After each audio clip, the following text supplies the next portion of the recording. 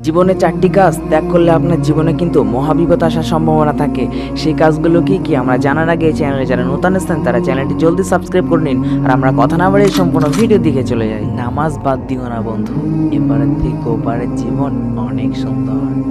Number 1, কখনো আল্লাহর শুকরিয়া আদা থেকে নিজেকে বিরত রাখবেন না, তাহলে তিনি কিন্তু আর তানার নিয়ামতকে বাড়িয়ে দিবেন না। যদি তোমরা তানার শুকরিয়া আদা করো তাহলে তিনি কিন্তু নিয়ামত অধিক বাড়িয়ে দিবেন। সূরা ইব্রাহিম।